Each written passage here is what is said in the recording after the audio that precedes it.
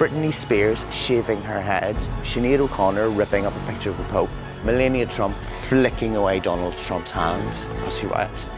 We're really looking inside ways that people have protested against the status quo, which is beyond just talking about the complexities of war.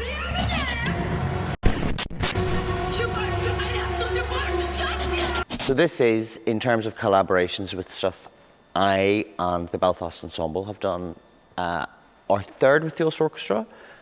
We made a brilliant piece online during COVID called Democracy Dances, which really started the whole process and was about the umbrella protests in China. And then we did this, like one of the highlights of my life was making a piece called Mass in the centre of Belfast with the orchestra, where we had them in a huge warehouse with lots of projection during Outburst Queer Arts Festival. So this is our next stage for that, and it's about taking the orchestra and the ensemble more onto home ground. So we're going to make a piece in the Ulster Hall as part of the Ulster Orchestra season, which is like brilliant, because being in the season means you're housed with, well, all the, the great composers of the world, but also you engage with the audience of the Ulster Orchestra themselves. So it's more about us joining that audience and then bringing the people that we know ourselves into the heart, I think, of classical music in Belfast. And for us, that is the Ulster Hall. And the stage of the Ulster Hall and re-inhabiting that space. So the Ulster Hall is really important for me because the first piece of live classical music I ever saw in my life was Grieg's Piano Concerto with the Ulster Orchestra in an invitation concert. I think when I was 14, 15, I sat in the front row like a complete sado and watched that piece. I was completely blown away just by the sound and the scale of it and the immediacy of the orchestra and the fact that that was happening in Belfast right in front of me. So to come back and make a piece in there with my own music, which is louder than the Grieg, is great. This piece has a lot of video integration in it. The reason we use a lot of video is because I'm very into new perspectives of how we engage with music, or contemporary classical music, and I'm a huge film fan. So I'm really into the visual dynamic working at the same time as the music, without downplaying the role of the music, but it's about them existing side by side and making a narrative with a visual story for an audience. And I keep coming back to that because I'm a very visual person. I love music reacting to things. And I want the audience to experience something completely cinematic in a new way. So when you come into the Ulster Hall, there will be a huge 20-metre screen right in front of the orchestra that we see the orchestra through. And we're going to inhabit that with the German text of an activist called Sophie Scholl and really look inside protest through a contemporary lens. So when I had a great meeting with the video designer yesterday, and when we talk about protest, we immediately go into the place of people marching down the street, anti-war protests, things that are quite, that are morally simplistic in a way. War is wrong, killing people is wrong, so we protest. Climate change is wrong. But we're more interested in the abstract notions of protest and how that locks into pop culture. So something like in Irish mythology, Sinead O'Connor ripping up a picture of the Pope is protest through her lens. Britney Spears shaving her head is protest. Melania Trump flicking away Donald Trump's hand is protest. So we're really looking inside those and trying to find ways that people have protested against the status quo, which is beyond just talking about, I think, the complexities of war. It's protest in all of its forms.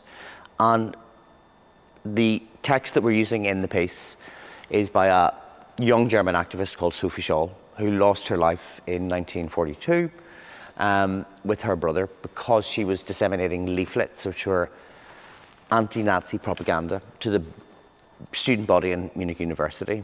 I think her words are pretty sacred because she's not talking about the evils of fascism. She's talking about not believing what you're being told by a ruling political party, and to question it and to take steps to be morally responsible for your own actions, even if your action is inaction. So don't participate. That was the message that she had in the leaflets. And we draw a parallel through the use of those words with the modern world. The protest of self. So do you blindly do nothing? Or do you take a step to raise awareness? Or do you not participate? That can be in, larger issues like climate change. It can be in the electoral body. It can be in talking about Stormont. It can be about supporting parties that you don't agree with. There can be a lot of protest that people are doing in their personal lives. So we wanted to bring that into it. Sophie Scholl context is much larger because she's fighting through her words, a famous world evil. But to her, that was just the world around her. That was the government. And we, in a modern society, are looking at the Ukrainian conflict and boots potentially going down in Poland. And I think we can talk about that now. And I think it's the duty of artists to find a way to protest. How do you protest in Belfast with music? I think you do things of scale. I think it's really hard to be an artist in Belfast. I think we have systemic underinvestment by politicians. So even making a living in Belfast as an artist is a protest against the system. Staying in Belfast is a protest. Because it'd be very easy, as lots of people are doing, to leave and make more money elsewhere. But by staying and investing in the audiences and the orchestra and the people that want to make art in Northern Ireland, that is a reaction against a system that is not working. So the scale of this piece within the Ulster Orchestra season is brilliant and risky and frightening and political and scary and brilliant. But it's also a protest against small, microscopic changes. And I think that's what's exciting about it. I think maybe the other thing to really hit home about the piece is that the modern context and talking about how music can be used as protest is going to rip through the end of the piece by the use of some music by a Russian band called Pussy Riot, who I've been a big fan of for a long time because they use the lyrics of their songs to challenge Vladimir Putin openly. And they paid the price for them. They have been to prison, they have got out of prison, and they are still continuing to be activists about Vladimir Putin. I think what Vladimir Putin is doing is the biggest act of imperialism in Europe and the most frightening conflict that is present. And it's the only conflict at the minute that really we can draw a parallel with the 1930s actions of other dictators. I also think that the system in Russia is very unequal and is very horrible towards the gay community. And I think that as a gay man, I need to do something to talk about that. And I'm not very good at writing string quartets, and I'm not very good at writing pieces about abstract notions of my own feelings.